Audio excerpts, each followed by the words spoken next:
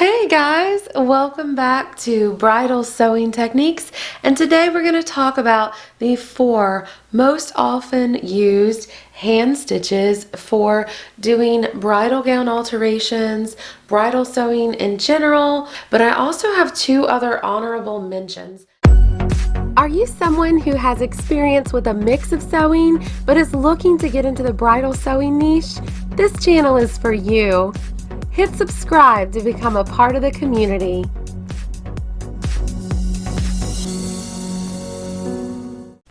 So number 1 is tacking. I actually spend most of my time tacking, but it's not just the simple whatever, that's one of them, but that actually broke down into 4 different subcategories that I want to show you. So I'm first going to start with a simple tack. That would be something that starts with a knot, and let's just say you gotta tack something to something, okay? That's gonna be where you lock your thread, and then I'm going to just do this a couple more times to really lock this knot together. All right, so this is just what I would call a very simple tack. All right, so if we want to do a stronger tack, the way I would do that, let's say we needed to do a really strong tack. This is most often where I'm tacking a bust pad to the inside of the gown. What I would do then is knot my thread, and I would come in like this, leave a tail, pretty generous, like maybe 4 inches, okay? Then I'm just gonna do a couple of stitches. That's really looped in there. And then I'm gonna wanna make a knot that's not going to fail us very easily at all, okay? So I'm going to go 1, 2, 3, 4, and cut that really long. So these are still about 4 inches long. That's just going to make it easier on you. I'm using this nice strong upholstery thread also. You're definitely going to want to make sure the strength of the tack is agreeing with the strength of the thread and how strong your needle is too. You got to have some of that thread compatibility with your needle. And then I'm just going to go and do this one different kind of knot here at the end. So I'm not just doing a little square knot. The 5th knot, I do a whole different way. And that way the threads are not split apart to where they can come apart easily. And then remember, we always hit that with just a little bit of the hypo cement. It's always, all these things are always linked to on the products page of my website, which is bridalsewingtechniques.com. But you're always going to hit that. I didn't do it. I was just gesturing to it. All right, and so I'm not going to go into a lot of detail about the Tailor's tack because we do have some videos that went very deeply into that. I will link to those below if you want to spend some time learning about that. There's several different ways that we can do a Tailor's tack, but I'm just going to show you that really quick. The basic Tailor's tack and then a second one. All right, so we're going to do our knot here. Okay, knot. And we're going to tack like this. Start here. Get a hold of that knot. And then we're going to do like this. That's your Tailor's tack. And you're going to be sewing that to something else. It's attaching 2 different things when we do that kind of tack. So that would be 2 different layers of fabric. Again, a lot of detail on another video that I will link to. Now I want to mention the other tack that we go into great detail, And this is going to be what I would call your lofty tack. All right, so this is when, for instance, picture these 3 layers as maybe your pongee lining, and then maybe some organza, and then maybe some tulle. And we want to leave it nice and lofty, but we need them to be kind of tethered together at the side seam or something. So this is how we're going to do that. I'm going to make a little bit of a jump here with that. And then you go through your next one. Grab that chain tack that's going on under there. Do it again. And this requires a lot of thread. I did not really pull off a lot of thread for this. Obviously, the longer you make these chain tacks, or Tailor's tacks, whichever you prefer to call them, the more lofty it will be. And you can see on the outside, we're left with this simple little knot. If it's going to be something that could really be seen, I would pull it through to the bottom, maybe do another knot in there if it's going to be under some stress. So that's how that works. You can see those different layers there. All right, so that covers all of the Tailor's tacking and the basic tacks. The next thing I want to show you, so this is the second category of the most commonly used stitch.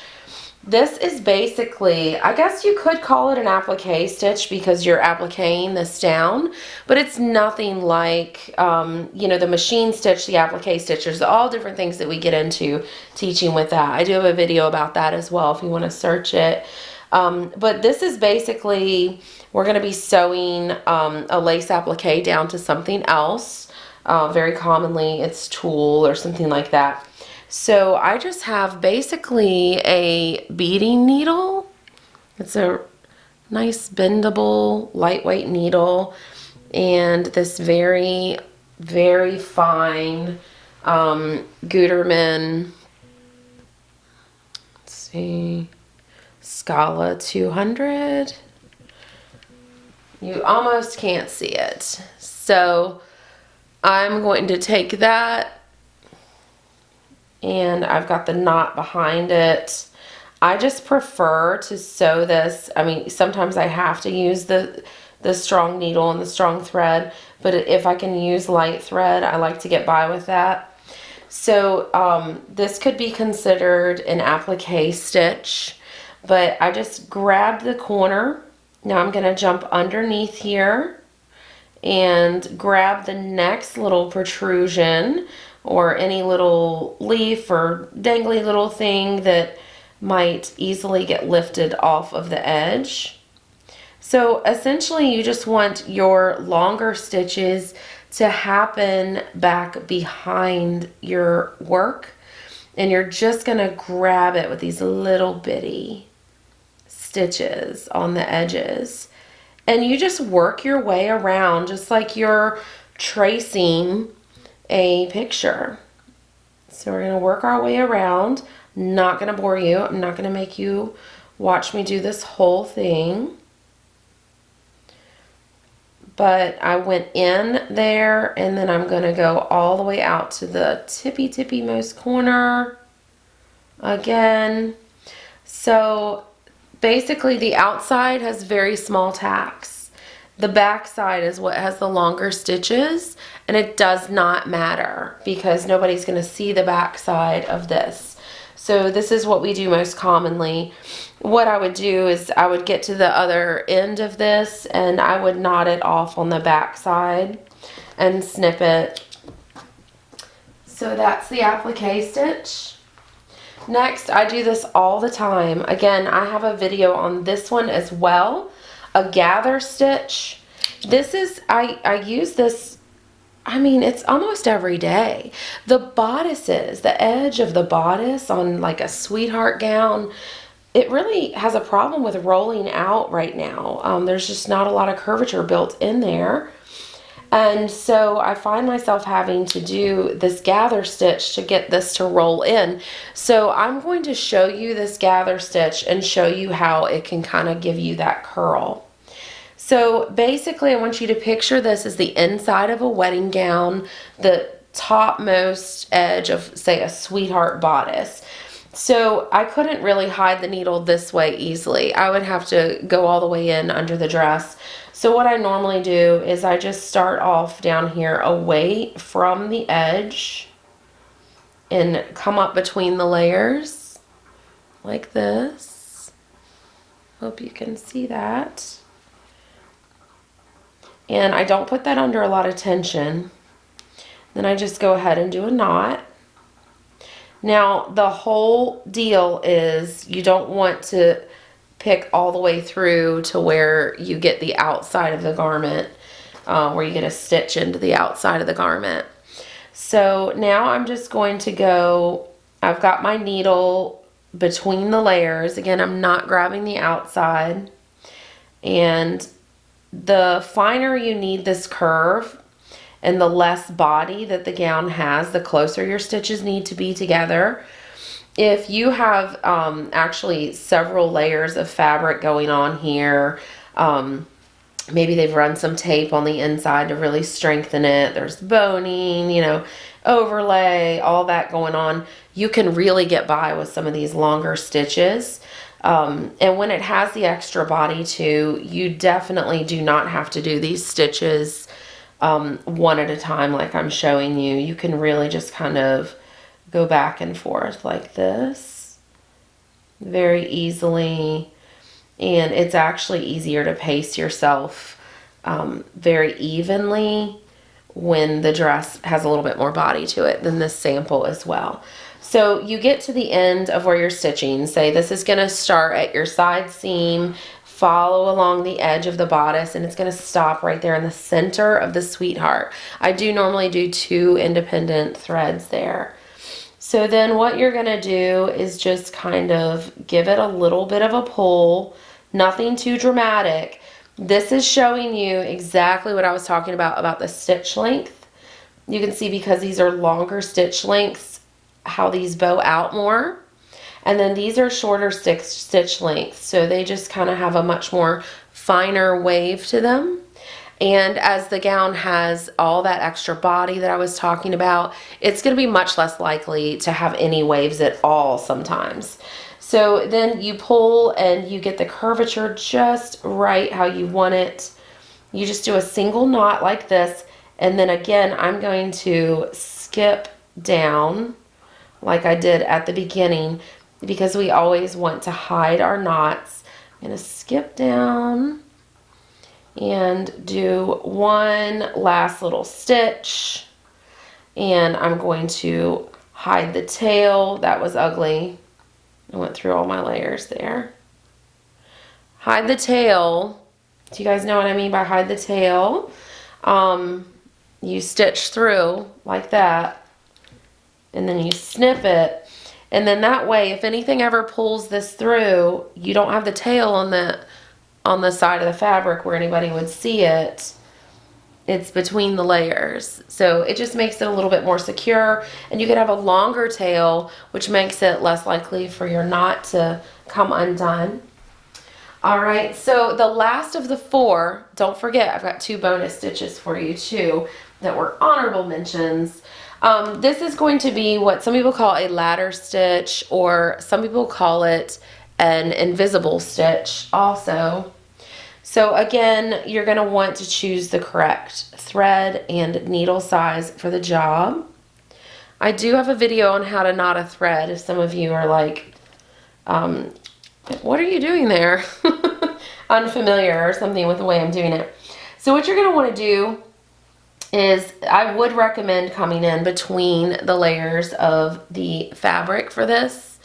You're going to make sure I've got this just right. You're gonna start like this, and basically you're gonna take a stitch on the inside and you're gonna cross over go down, cross over, go down, cross over, go down, cross over.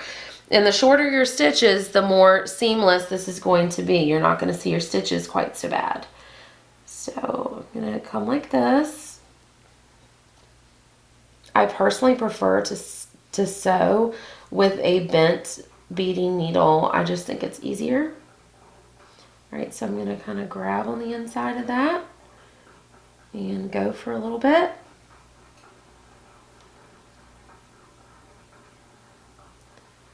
Grab on the inside, go for just a little bit. So you're only crossing this line every little bit. So they talk about this being a ladder stitch because it's kind of like rungs on a ladder when you go across. Or an invisible stitch because that's your goal. So you really want a very sneaky secret stitch. So let me show you this.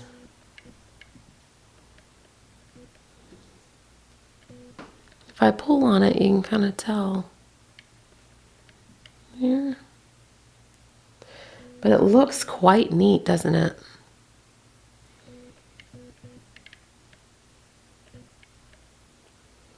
Alright, so I'm gonna kind of...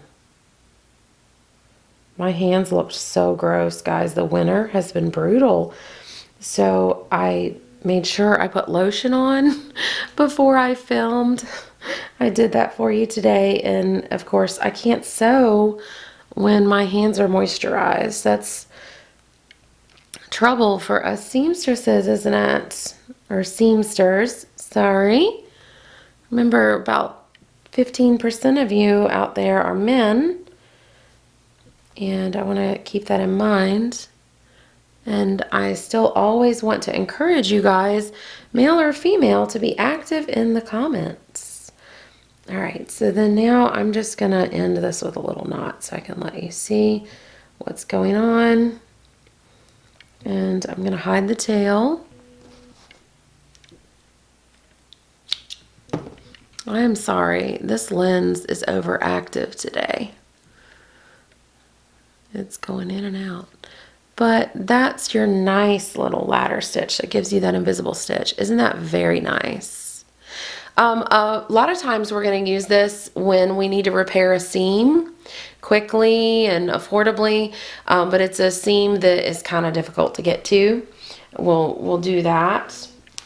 All right, so the honorable mentions are an understitch. We've talked about understitch before. A lot of times it's just misnamed, and it's something about it. I have a hard time remembering the name sometimes too. I know it's called an understitch, but I forget sometimes. And a lot of people misname it and they call it a top stitch, and that's not what it is.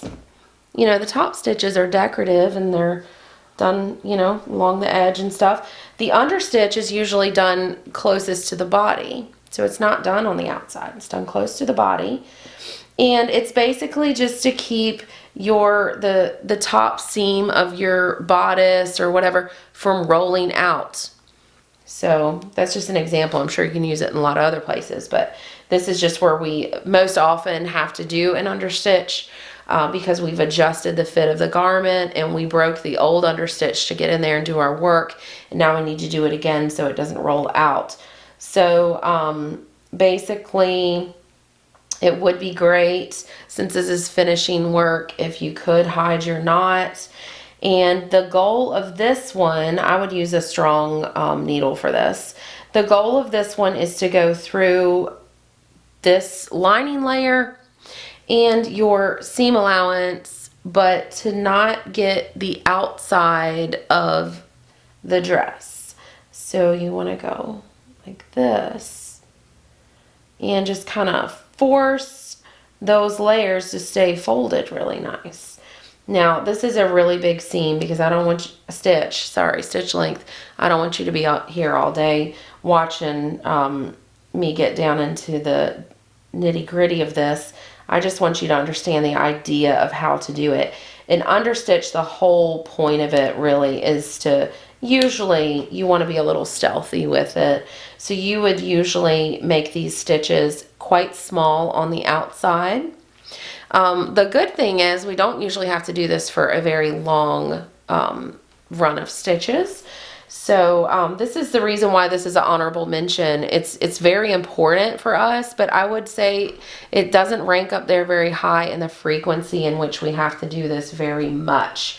So it's important, but not a high ranking official here.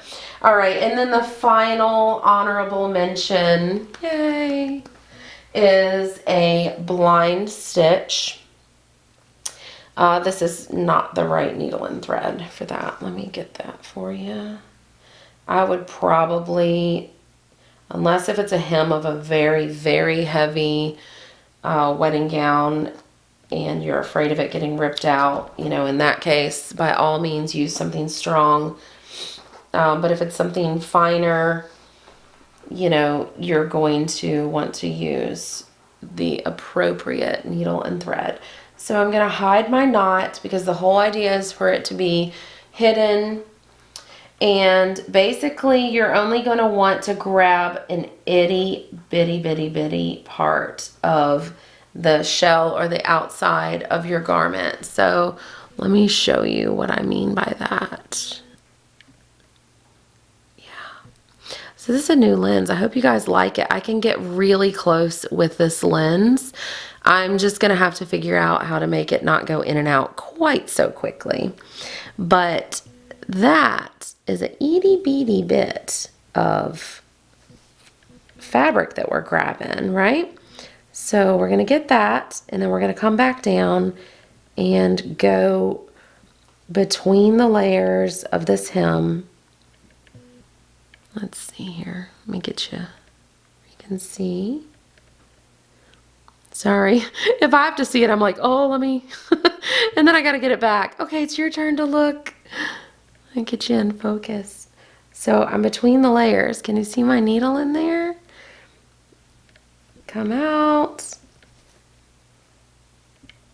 And grab this little beady piece again.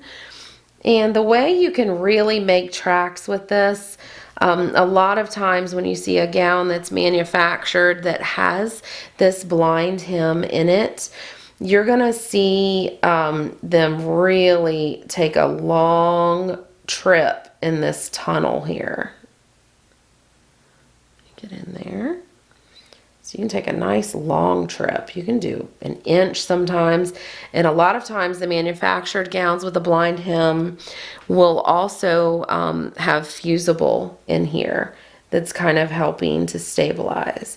So you're gonna just barely grab an itty bitty thread of that fabric and go through your tunnel.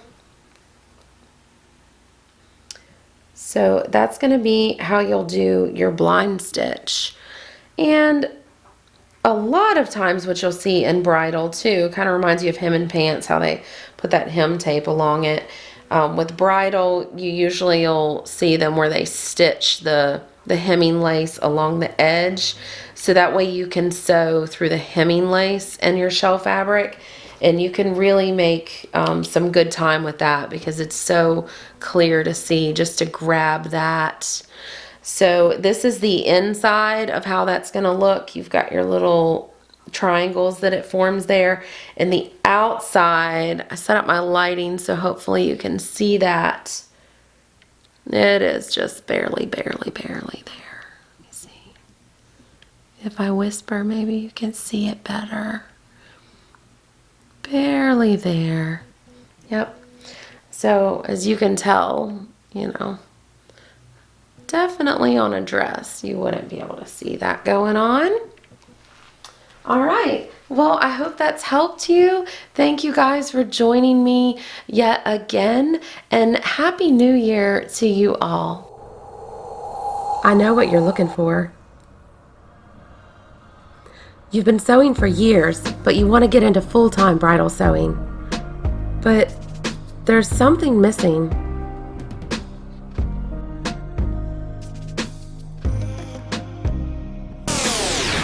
You're missing the backroom secrets, the industry tips and tricks,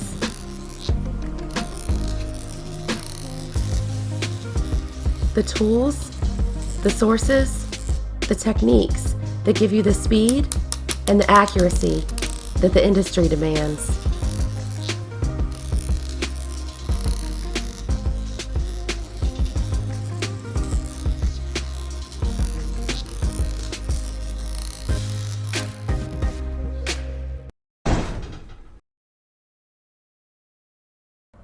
You have found it.